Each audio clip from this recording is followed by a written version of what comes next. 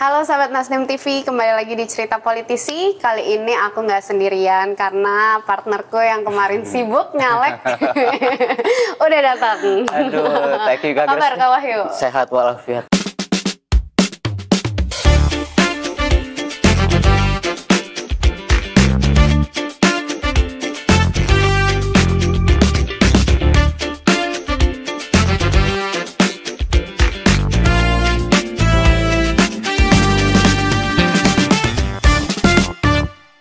Ini baru lagi nih akhirnya nih kita ketemu lagi Kak Grace. Muka merah banget, habis ngapain? Ini perawatan, boleh disebut gak mereknya?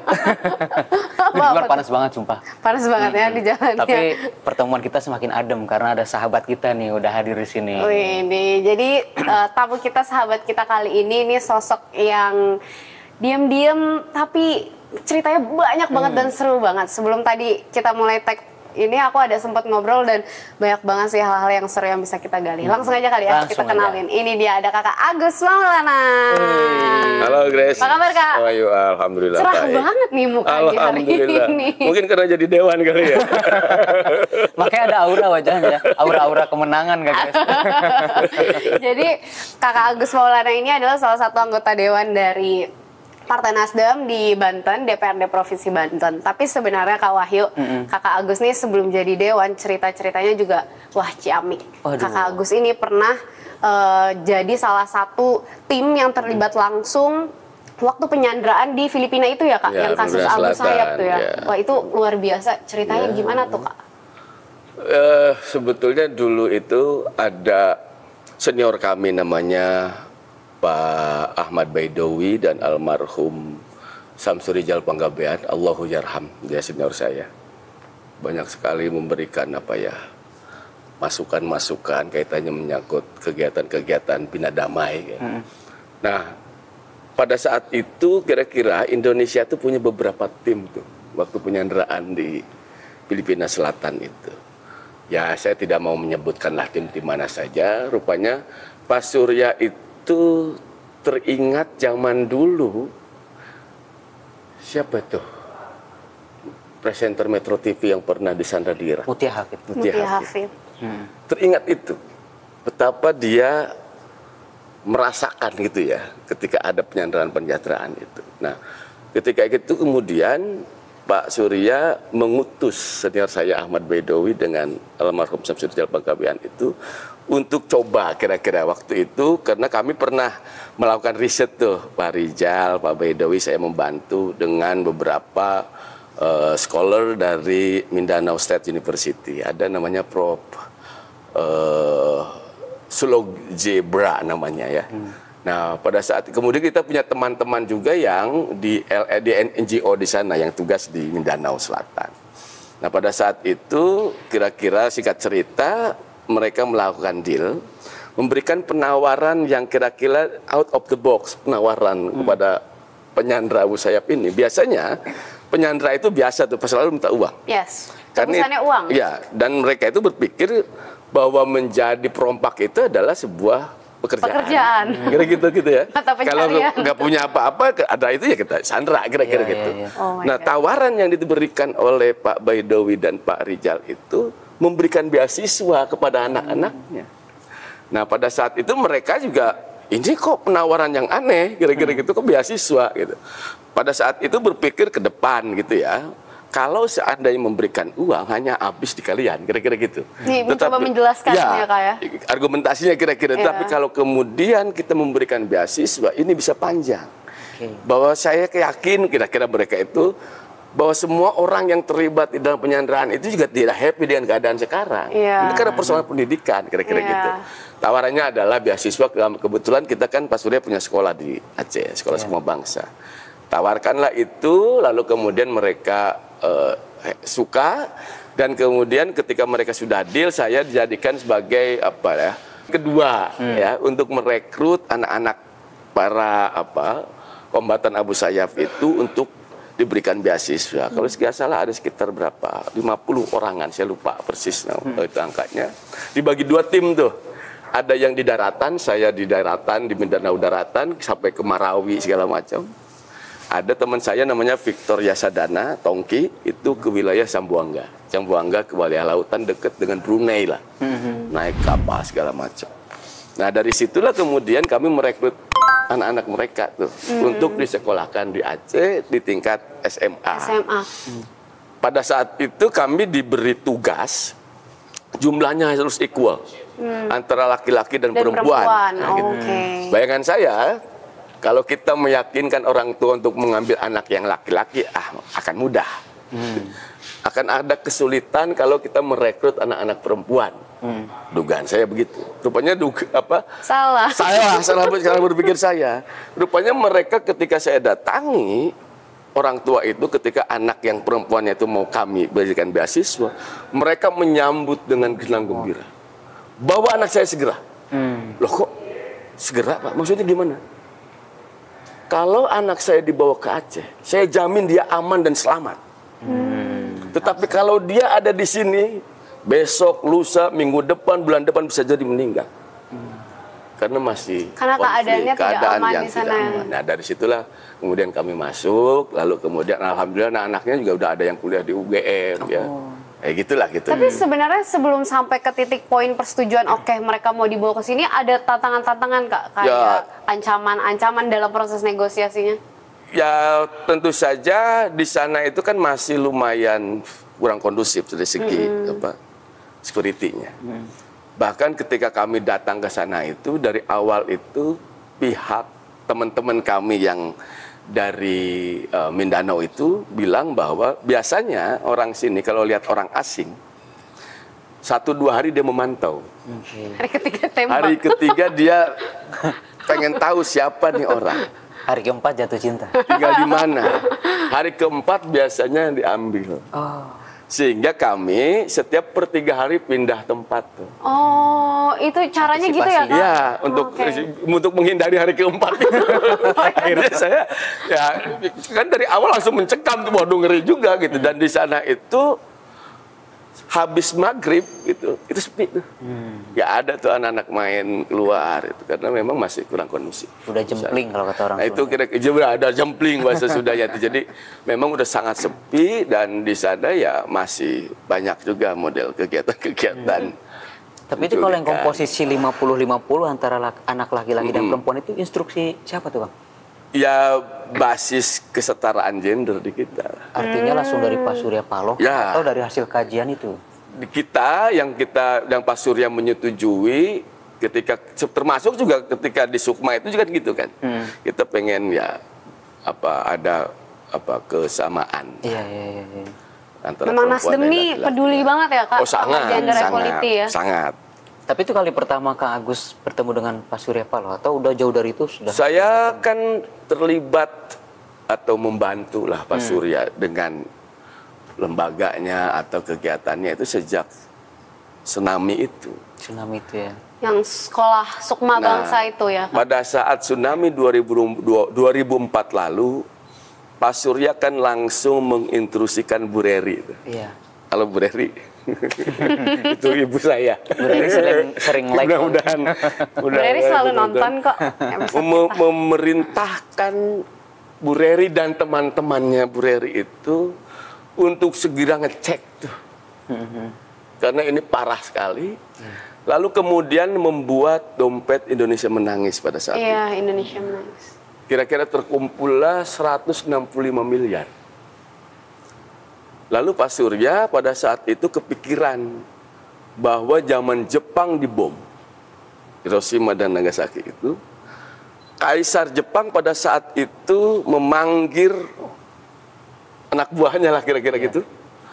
Yang ditanyakan bukan berapa jenderal yang masih hidup, tetapi Kaisar Jepang pada saat itu menanyakan berapa guru yang tersisa. Wow. Pak Surya langsung berpikir ini ratusan ribu masyarakat yang meninggal, pasti banyak guru juga yang meninggal di situ. Sehingga caranya untuk mengembalikan, memulihkan Aceh itu hanya satu, pendidikan. Dari situlah uang yang terkumpul itu mayoritas digunakan untuk membangun sekolah. Mulanya Pak Surya itu mau membangun dikasih ke Pemda tuh. Itu sekitar 6-7 hektar. Masing-masing lokasi. Itu kan kita buat di Pidi, di Biren, di Lok Semawe, juga di Nias dan di Aceh Barat Daya situ ya. Cuman yang 2 ini kita tidak kelola, yang 3 ini kita kelola sendiri. Disitulah lahir Yayasan Sukma untuk mengelola ini. Nah gitu. Nah itu lengkap sekali gitu ya. Nah pada saat itu cara berpikir Pak Surya juga kan bagaimana ini sekolah menjadi sekolah unggulan. Makanya pada saat itu Sukma itu dianggap singkatan dari sekolah unggulan untuk kemanusiaan. Oh, Sukma ya? Iya, cuman kita pongah sekali bilang unggulan. Udah Sukma ya Sukma saja. Ya, itu hasil diskusi kita dengan Bu Reri, dengan Pak Baidowi gitu ya. Ya saya pada saat itu masih anak-anak ngikutin dengerin mereka aja. Nah dari situ ketika Sukma itu ada, nah ya kan, lalu dikelola lah oleh Pak Surya karena mau diserahkan ke Pemda, Pemda nggak sanggup. Jangankan mikirin ini bayang operasionalnya pasti mahal. Mereka ngelola sekolah negeri aja susah gitu ya. Akhirnya dikelola lah oleh Pak Surya. Uang itu sisanya mungkin kalau tidak salah 1 unit itu mungkin sekitar 35-40 miliar tuh. 3 sekolah aja udah 120, belum Nagan Raya, belum Nias. Tahun 2009 awal kalau nggak salah uang itu udah habis tuh. Sumbangan yang 165 miliar itu udah habis. Akhirnya lewat kantong Pak Surya tuh. Iya. Sampai sekarang ya? Sampai sekarang. Sampai sekarang. Tapi Kakak Agus nih luar biasa ya, selain keberaniannya yang menonjol banget ikut serta di proses negosiasi tadi di Filipina, terus dalam soal pendidikan juga Kakak mau gitu willing untuk ikut serta membantu si Sukma ini, Kak? Ya, itu karena ini ya. Saya backgroundnya bukan pendidikan. Saya ini justru backgroundnya usuluddin. Bahkan akidah filsafat. Cuman saya punya ketertarikan itu sejak tahun 2000-an. Tahun 2000. Mungkin kamu belum lahir, guys ya? Belum. Serius? Tahun 2000 belum lahir? 2002. Ya, terlibat lah, diajak teman-teman alumnus IAIN dulu belum UIN ya, masih IAIN. Nah itu tuh mengelola madrasah. Juga dulu juga ada Pak Baidowi juga, senior saya itu yang mengelola pendidikan di madrasah. Kemudian kami terlibat dan rupanya banyak challenge juga di situ ya. Nah kemudian ya kita tertarik dan itu ya saya juga diajak kan oleh Pak Baidowi dan teman-teman yang senior gitu untuk terlibat di situ di kegiatan Sukma itu. Ya dari situ ya kemudian karena saya juga backgroundnya adalah aktivis sosial gitu ya, senang dengan kegiatan-kegiatan pemberdayaan masyarakat. Ketika ajakan itu datang ya saya terbuka gitu ya, dengan senang hati gitu ikut di situ. Dan pendidikan ya banyak pengalaman juga, bahkan ya kehidupan saya banyaknya ya dunia pendidikan ketimbang dunia yang lain. Banding politik ya. Ketertarikan di pendidikan ini yang mengantarkan Kakak jadi fasilitator di ABN. Salah satunya itu ya gini ceritanya itu. Kami itu saya pribadi itu sudah pengen banget tuh masuk Nasdem sejak 2011. Bahkan di 2010 ketika Ormas Nasdem didirikan, saya pengen banget tuh aktif. Sudah tertarik ya? Sudah tertarik. Saya dulu belum ada WA lah. Masih ada SMS ya. SMS ya. SMS ke BBM ya. Bu Reri ya kan. Terus ke Bu Lisa Luhur. Dicuekin tuh. Pada saat itu. Saya bilang, kok saya pengen bantu kok dicuekin gitu. Kayak pengen banget kan pada saat itu. Pengen ini juga kita ada gairah misalnya ini partai baru berdiri saya ingin juga terlibat dong itu membangun dari awal seperti yang Sukma gitu ya. Iya, karena sudah terlibat sebelumnya kan dari media dan saya juga tertarik Sukma, di dalam dunia politik itu. Tapi kan dicuekin gitu loh, sedih juga gitu.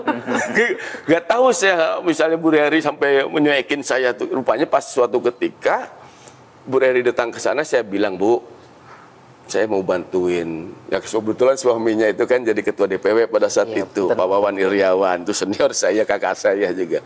Pengen bantuin Pak Wawan lah. Saya dimarahin lah pada saat itu. Weh, udah kamu ngurusin sekolah aja. Kira-kira gitu ya Bu. Ya kan kalau Ibu masih inget kan. Ini lalu kadang-kadang gini, saya aja nggak suka Pak Wawan itu jadi politisi. Kamu ikut-ikutan lagi. Akhirnya saya berhenti tuh, tidak ada, aduh niat tuh pengen bantu kok dilarang gitu kan. Akhirnya saya tidak lah. Pada mungkin 2014-an kalau nggak salah 2000 setelah kita dapat menteri itu, di situ ada Bu Baya, ada almarhum Bang Ferry Baldan, ada Pak Jaksa Agung tuh datang ke PD waktu itu. Nah saya di situ ketika Bu Reri di kantin saya ngomong, Bu, saya pengen itulah aktif di partai. Itu tadi bahasanya itu. Saya aja nggak suka misalnya Pak Wawan jadi politisi. Kamu ikut-ikutan lagi. Udah kamu ngurus sekolah aja. Enggak. Suatu ketika, nah disitulah kemudian ketika Pilkada 2017, begitu masyarakat kita terpolarisasi antara pendukung Anies dan pendukung Ahok gitu ya. Kemudian Pak Surya melihat bahwa ini masyarakat bisa bahaya juga kalau terus begini. Kampret versus cebong. Ya, dulu ada kampret dan cebong dulu itu ya. Lalu kan suami istri ada yang bercerai katanya. Kan ada yang bercerai ya kan begitu, gara-gara beda pilihan gitu. Nah, lalu Pak Surya itu memanggil kita lah, beberapa tim dipanggil, kemudian kita juga dipanggil dalam kita ini adalah Bu Reri, Pak Baidowi gitu ya. Saya bagiannya di dalamnya itu. Ini kita perlu membuat sebuah pendidikan buat anak-anak muda. Sehingga Pak Surya itu berinisiatif bagaimana anak-anak muda Indonesia, seluruh Indonesia ini bertemu satu sama lain, mengenal masing-masing karakternya. Orang Banten mengenal orang Papua kenal karakter orang Jogja, sehingga disitulah utuh keindonesiaannya. Disitulah dibuatkan, dipanggil 500, waktu itu masih 514 kabupaten kota, dipanggil ke ABN, perwakilan satu-satu, sehingga terekrut hampir 500 lebih gitu ya. Siswa-siswa kita di ABN itu, kemudian ya kita buatkanlah kurikulumnya baru, kemudian saya diajak Pak Baidowi, almarhum Rizal Panggabean dan Bu Reri untuk menyusun kurikulum dengan teman-teman di UGM, teman-teman kita di UGM. Ikut serta juga berarti ikut juga membantu bikinin kopi gitu ya, gitu. Membantu mereka menyusun kurikulum itu. Yang satu adalah bagaimana tentang mereka paham tentang keindonesiaan. Terus kemudian tentang kebangsaan, ini core kurikulum ABN ya, keindonesiaan, kebangsaan, dan kepartaian. Kepribadian, kepartaian, dan kebangsaan. Ya.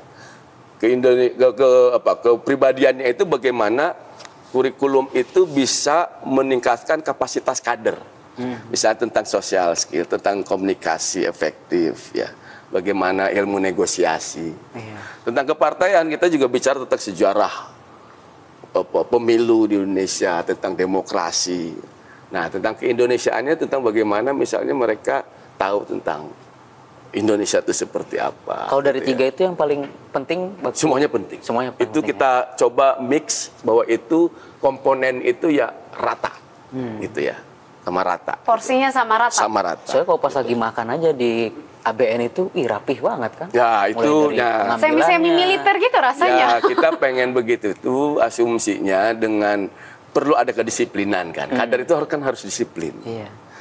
Jadi ABN itu kan punya 3 slogannya itu. Cerdas kita ibaratkan gini, cerdas itu ada ide. Militan, terampil. Cerdasnya itu ya kader Nasdem harus punya kecerdasan, paham tentang undang-undang, paham tentang sejarah politik Indonesia, paham tentang kepemiluan gitu ya. Terus ya terampil terus berkomunikasi, bagaimana dia membuat bersosialisasi di masyarakat, bagaimana dia bisa meyakinkan orang gitu ya, seperti itu. Militan ya dia harus militan, kader itu ya memang harus militan, harus punya Kamil ya, kader militan harus punya jiwa Nasdemnya tuh muncul gitu loh. Tidak seperti auto loncat gitu ya, seperti itu. Kita harus punya militansi di situ. Disitulah asumsi Pak Surya itu ya, bukan asumsi, cita-cita Pak Surya itu bagaimana tadinya itu sebetulnya Pak Surya itu bukan untuk kader Nasdem Indonesia. Untuk open ya? Open. Tapi untuk sementara ini, pada saat itu 2017 itu kita ya untuk kader-kader Nasdem dulu. Bahkan pada saat itu kami bercerita ke Pak Surya. Kalau tidak salah di 2018. Pak, banyak kader-kader kita yang alumnus ABN itu pindah partai, Pak. Ceritakan sama kita. Pak Surya, saya nggak kecewa. It's okay. Saya nggak kecewa.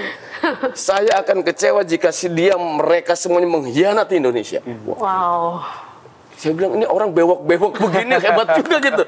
Semakin saya takjub dengan beliau itu ya. Tapi memang pemikiran-pemikiran Bapak Jadi tuh luar saya biasa, itu sangat ya. terlibat di betapa Pak Surya itu punya jiwa kemanusiaan yang Tinggi banget. Setidaknya yang saya alami lah dari mulai Sukma, merespon tsunami, merespon guru yang yang banyak yang meninggal, bagaimana guru bisa berdaya di situ, bagaimana pendidikan di sana bisa bagus. Lalu kemudian ketika saya terlibat di dalam pembebasan Abu Sayyaf batch kedua merekrut siswa-siswa untuk dapat beasiswa itu. Yang ketiganya di ABN itu. Sehingga kalau orang mungkin dianggapnya normatif ketika Pak Surya bilang itu, nggak, bagi saya itu real. Karena saya melihat langsung dan bahkan mengerjakannya terjun langsung dalam prosesnya tahu, ya. Masuk bencana Palu kan itu yang kemudian belakang bencana Palu kita akhirnya bikin lagi itu Sukma di Palu ya kan. Ketika di Jogja segala macam responnya cepat gitu. Dan memang ya muncul dari diri sendiri, bukan persoalan pencitraan, itu memang karakternya. Karakternya gitu, seperti itu. ABN ini habis birthday Kak kemarin, ya, tanggal 2 Mei. Tanggal 2 Mei itu ulang tahun ke-8. Harapan untuk ABN Kak ke depannya di birthday Kak, di ulang tahun kali ini. Tentu saja saya sebagai orang yang ikut terlibat di dalam membangun ABN sejak awal itu ya berharap bahwa berkontribusi terus untuk Partai Nasdem juga untuk Indonesia. Karena misi Pak Surya itu kan bahwa ini membesarkan Indonesia dan juga membesarkan dengan sendirinya akan membesarkan Partai Nasdem. Tapi yang visi pertamanya Indonesianya dulu gitu kira-kira. Indonesia ya. Kita ngopi dulu katanya. Gitu. Iya nih, haus nih kita nih. Kita disediain kopi. Ada? Ada dong. Thank you, Mas. Tapi aku nggak kopi, aku jus strawberry. Ini boleh kita iklankan nih kopinya di mana? Dari Orator Cafe. Ini kopi Orator di Nasdem Tower. Jadi teman-teman kalau ke Nasdem Tower ya Kak, jangan lupa selalu kopi. pasti nyicip, tapi harus bayar. Ya. Nggak boleh gratis, nggak ada yang gratis. Mungkin ini aja yang gratis kan. Kita ngopi dulu Kang. Oke, saya icipi dulu kopinya nih. Bismillah. Agak nggak cocok ya, aku jus sendiri ya. Nah, enak gitu. Itu jus apa Kak Grace? Strawberry. Strawberry ya? Kalau jus for you ada? Masuk. Bisa juga Kakak Wahyu ini ya, Grace ya. Iya. Jadi Kak Wahyu, kita lanjut lagi ya Kak. Oke. Kakak Agus nih sekarang kan di 2024 ini menjadi salah satu perwakilan Nasdem. Di Banten, salah satu pengurus DPW juga ya Kak. Nah luar biasanya berhubung aku di Bapilu juga, aku tahu luar biasa kemajuan Nasdem di Banten di periode ini dari 4 kursi naik jadi 10 kursi loh. Ya, untuk provinsinya. Ya. Perjuangannya luar biasa berarti Kak. Ya, kita alhamdulillah di hasil pemilu 2024 itu tadinya 0 kursi DPR RI dapat 3. Wow. Ada Kakak Arif Rahman di Dapil 1 Pandeglang Lebak, ada Kakak Purtasan di Dapil 2 Serang Raya, ada Kakak Wahidin Halim di Dapil 3. Ini harus tepuk tangan dulu sih dari 03 Banten. Lalu kemudian DPRD provinsi ini dari 4 menjadi 10. Wow, 2 kali lipat lebih. Satunya ada di depan kita. Nah, salah satunya saya. Ini kakak kebanggaan kita. Iya. Gitu. Lalu yang kabupaten kotanya dari 24 menjadi 40. Bahkan kita dapat 3 wakil pimpinan tuh. Dapat pimpinan di Lebak, Pandeglang, dan Kota Serang. Ya. Dan ini tentu kerja semua kader Nasdem. Jadi tidak ada yang bisa mengklaim ini hasil siapa. Meskipun saya dulu di Bapilu pada saat itu dan sebagai anggota tim pemenangan teritorial Jawa 1 dengan Gus Coy, tapi kami menganggap bahwa ini adalah kerja bersama, kerja caleg, kerja para kader, kerja para pengurus, dan juga yang harus diingat juga ini ada efeknya kita memilih Pilpres Anies Baswedan. Di situ itu ada juga ini Anies efeknya tinggi banget. Ada efek ekor jasnya dari pemilihan Anies jadi salah satu capres kita. Walaupun rumahnya Pak Ketua sempat dilemparin ular. Ya, ular kobra, Pak Wahidin Halim dilemparin ular kobra. Apa tuh ceritanya Kak? Terus saya banyak lah cerita-cerita yang kira-kira di luar nulur. Ya, itu bagian dari dinamika dan itu bagian dari sejarah kita gitu ya. Tetapi apapun itu kita berhasil manis.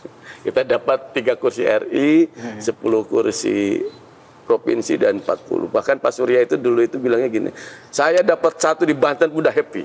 Ini dapat 3. Kalian dapat 3. Itulah. Sehingga ini ya kerja seluruh tim. Kebetulan pada saat pemilu itu juga Pak Wahidin Halim, mantan Gubernur Banten ya, jadi Ketua DPW juga ya, ini memberikan efek juga kan kita gitu.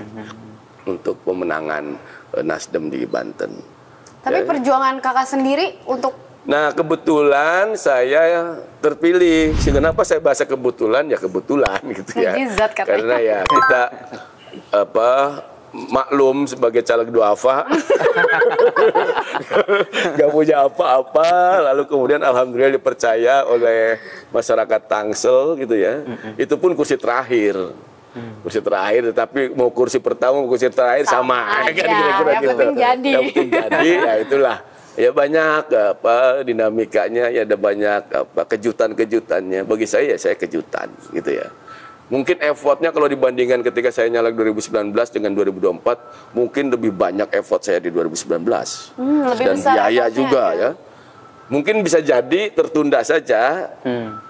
Masih mengingat, mungkin kan untungnya kalau pernah nyalek itu masyarakat masih punya ini daya ingat atau memori tentang nama saya, sehingga karena kakak nggak berhenti juga meskipun 2019 nggak jadi, perjuangannya saya tetap tetap mengurus partai di situ karena saya waktu itu sebagai OKK dulu ya, lalu kemudian sekarang artinya saya masih aktif di partai, sehingga ya masih ada aktivitas saya di partai, sehingga sering juga sosialisasi gitu ya. Ya bisa lewat WA, bisa jaringan teman, dan alhamdulillah saya terpilih gitu. Di antara 10 orang itu ya ada saya di situ. Luar biasa. Ya kan? Kalau di Banten sendiri isu yang lagi hangat apa sih, Kang? Banten itu problemnya mungkin ya Gini ratio-nya sebetulnya sama dengan Indonesia. Di angka 0,37. Jadi Gini ratio itu kan perbandingan antar daerah gitu ya. Dari kabupaten dengan, atau dari kota dengan desa, atau dari antar kabupaten itu di antara 0,73an Gini ratio-nya. Namun problem itu memang ada juga pada persoalan kesenjangan kualitas pendidikan. Kalau saya membacanya itu, misalnya gini, wilayah Banten di Tangerang Raya dibanding dengan wilayah selatan itu jomplang kualitasnya ya. Bahkan di beberapa wilayah itu minim sekali tuh di rumah sakit itu dokter yang mau praktek di situ. Kenapa tuh, Bang? Ya karena memang tidak ada yang mau di situ. Nah sehingga karena terlalu pelosok, Kak. Tidak hanya itu. Jadi pada saat itu saya pernah ngobrol dengan teman-teman di teman-teman Dewan Pandeglang gitu ya. Padahal banyak juga asli Pandeglang yang jadi dokter, lalu tidak mau tugas di situ. Misalnya lebih baik kalau ada pilihan dia tugas di Jakarta, dia milih Jakarta lah. Melamar di Jakarta, terima, dia pakai enak di Jakarta dong ketimbang di Pandeglang. Saya bilang Anda jangan marah ke mereka, mereka jadi dokter biasa sendiri kok. Kecuali kalau pemerintah daerah yang membiayai, baru tuh Anda boleh marah. Karena itu kami mengusulkan pada saat itu dengan teman-teman yang obrolan begini, hitunglah biaya jadi dokter itu berapa. 1 miliar misalnya. Setahun misalnya 10 miliar saja. Artinya kita mencetak 10 dokter itu sampai selesai, lalu kontrak minimal 10 tahun, you tugas di Pandeglang, you tugas di Lebak, you tugas di Kabupaten Serang wilayah mana misalnya. Baru tuh punya dokter. Kalau sekarang mereka biaya jadi dokter, dia pergi tempat lain bekerja, ya wajar orang bawa biaya gua sendiri, ya kan? Tetapi kalau kita investasi di sini, jadi ini harus investasi. Jadi pendidikan itu dianggap sebagai sebuah investasi, gitu, bukan kos. Lagi pendidikan perjuangan kakak ya. Sehingga kalau seandainya itu ketimpangan. Yang kedua, ini kan sesama Banten. Anda bisa lihat misalnya di Tangerang Selatan. Sekolah unggulan banyak sekali itu. Ada lab school, ya kan? Ada Al-Azhar, you name it, sekolah-sekolah bagus di situ ada. Bandingkan dengan wilayah, mohon maaf, di Pandeglang dan Lebak. Secara kualitas mungkin ya kurang. Kenapa misalnya kita tidak berpikir adanya teacher exchange di situ? Berbagi diinisiasi oleh Pemda dan Pemprov. Gitu. tuker guru yang dari Pandeglang sana suruh ngajar di lab school Tangsel, di Al Azhar di Tangsel atau di kota Tangerang, yang lab school yang orang-orang guru-guru hebat di kota Tangsel, di kota Tangerang Raya ini, wilayah Tangerang Raya, suruh ngajar sebulan tuh di sini. Itu yang dipraktikkan Sukma pada saat di awal-awal sampai sekarang. Ilmu dari Sukma dibawa iya. ya Kak ke Sehingga Banten. mereka itu tahu, oh cara mengajar itu begini, oh cara meningkatkan kreativitas anak itu seperti ini. Begitu pun tidak hanya guru, buatkan juga student exchange, pertukaran pelajar yang di sini bisa menularkan ilmunya, yang di sana pun orang-orang yang di kota juga pasti mendapatkan ilmu juga dari tentang oh budaya Pandeglang itu begini, oh budaya. Jadi kalau teacher exchange itu memperkaya. Dan satu lagi persoalan pendidikan di kita itu, kalau kita misalnya tinggal di suatu tempat, sekolah unggulan sejak dulu itu selalu itu. Iya, sistem zonasinya tuh bukan ya. hanya itu, maksud saya gini, sekolah unggulan waktu Grace sekolah apa namanya? SMA 2 Tangsel. SMA 2 sampai sekarang kan? Sampai sekarang. Kebetulan saya warga SMA Tangsel. yang kira-kira dianggap kurang kualitas, itu dari dulu itu juga tuh. Iya. Artinya apa? Sekolah pelit berbagi ilmunya. Bakhil kalau berbahasa Islamnya itu. Harusnya kan kalau sama-sama mencerdaskan kehidupan bangsa, tanggung jawabnya harus berbagi dong. Yes. Nah ini juga mohon maaf, ini kritik juga terhadap pemerintah seringkali menciptakan kompetisi. Sekarang itu nggak zaman kompetisi, kolaborasi. Iya. Yes, Ya kan best, itu. the Nah kalau best. itu dibuatkan cara berpikirnya kolaborasi, anak nggak akan tuh. Cara menilai pun jangan nilai 10, 9 orang jadi kompetisi tuh. Pada nyontek. Kalau bikin kolaborasi, bikin project, targetnya bisa ini, bikin project bareng-bareng berkelompok. Itu tidak ada lagi kompetisi itu. Sehingga di dalam anak-anak itu yang ada itu, oh saya harus kerja sama. Tahu dalam dunia kehidupannya juga dalam kita harus kerja juga bekerja sama harus bekerja sama kan ketika Boleh perusahaan. 2 periode nggak ini? Ini please deh, 2 periode ya. Jangan seumur periode dong, seumur hidup. 2 periode setelah itu wali kota Tangsel ya. Jadi tapi sebenarnya ada tadi kan student exchange. Ya, sama teacher exchange. Sebenarnya udah ada di Bintaro. Oh iya, Bintaro Jaya Exchange. Bintaro exchange gitu ada aja ya. Student sama teachernya belum ya? Iya, tinggal itu. Banten udah punya Bintaro exchange, ini harusnya ada juga student dan teacher exchange. Sama ini ya Kak, di Banten tuh fasilitas kayak kesehatan, rumah sakit, itu juga sebetulnya semakin membaik.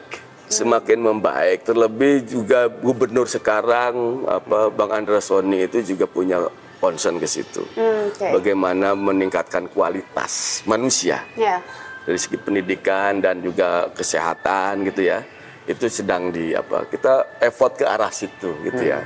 Sedang kita, misalkan kalau Anda lihat ke Tangsel, puskesmas itu keren.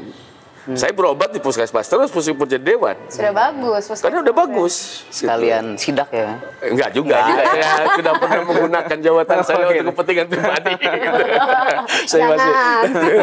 Ya, alhamdulillah saya daftar biasa gitu ya, dan saya ngeliatin bagus. Masih ikut reguler? Saya ikut jadi dewan? Iya, saya justru dari situ ngetesnya kan. Iya. Ngetesnya cuman kalau misalkan ada persoalan, misalnya suatu ketika ada cerita lucu nih, mau saya tes ya. KTP saya udah rusak. Kebetulan saya Komisi 1 nih. Komisi 1 itu salah satunya mitra kerjanya adalah Dukcapil. Urusin KTP segala macam tuh ya, pelayanan publik gitu. Kan harus diganti nih KTP saya. Saya online dong. Ketika jam 10, waduh udah habis kuota. Kuotanya itu kira-kira 100 lah. Saya setengah 8 itu saya tongkrongin tuh. Ketika jam 8 masuk tuh. Saya masukin data segala macam gitu. Lalu kemudian 3 hari kemudian KTP udah jadi, saya ambil di Pamulang Square kira-kira gitu ya. Pamulang Square. Nah, saya datang ke situ. Nah, orang Pamulang jadi terkenal tuh. Di-mention terus nih Pamulang. Pamulang Square, saya datang ke situ di lantai atas. Lalu di waktu itu dulu ada apa tuh namanya? Saya sebut mereknya yang udah hilang, Giant di situ. Adem tuh. Sekarang udah nggak ada tuh, sepi. Sehingga saya datang ke situ, prosesnya mungkin hanya sekitar 2 menit dapat KTP. Secara pelayanan top. Cuman pada saat itu karena ininya atapnya seng sehingga panas.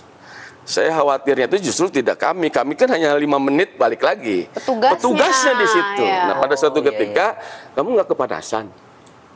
Ya gimana ya Pak ya, adanya begini kita tegas aja. Saya langsung buka disitulah saya nunjukin sebagai anggota dewan, saya ambil pin saya. Saya dari Komisi 1 DPRD Provinsi Banten. Pak nyaman, Pak nyaman.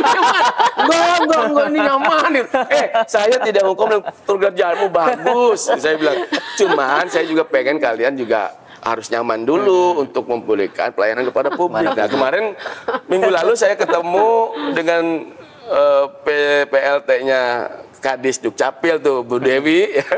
Saya datangi, saya ceritakan, iya Pak, ini persoalan itu kalau tempat-tempat lain bagus Pak. Persoalannya ini tempatnya orang, kalau kita mau renovasi kan nggak boleh, dan anggaran pun nggak boleh.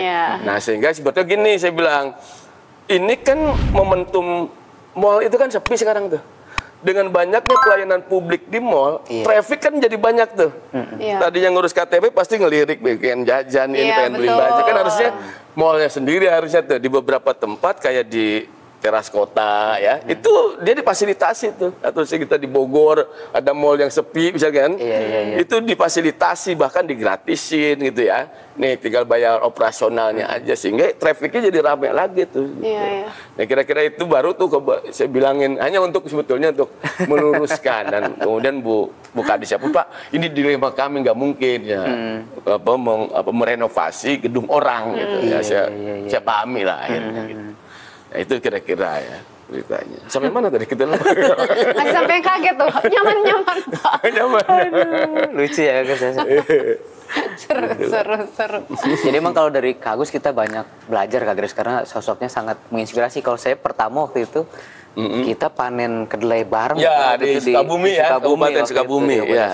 Ada salah satu pengurus DPP Nasdem juga, Pak Ayep waktu itu. Wali Kota Sukabumi sekarang. Halo Pak Ayep. Kak Agus sampai turun nggak hanya di dapilnya gitu, jadi memang keliling juga tuh ke berbagai daerah gitu sebagai salah satu kader Nasdem. Ikutan karena ada Opah Manila juga masih udah usianya udah 80-an, masih semangat. Masa kita yang muda enggak semangat kan? Masih 17 kan ini? Udah betul ini. Saya masih 25 misalkan.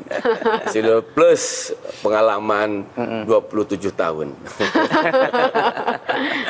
Itu. Kakak Agus ini berarti salah satu kader yang luar biasa ya Kak, perjalanannya bahkan dari sebelum jadi politisi udah bantu-bantu itu. Tapi yang ABN itu aku benar amazed sih Kak, itu luar biasa banget. Pelajaran juga lah buat kita nih sesama kader partai. Gimana kita berjuang tanpa harus punya jabatan publik, kita tetap harus bisa berjuang. Gitu ya Kak, luar biasa. Kakak terima kasih atas waktunya, luar biasa Kakak Wahyu.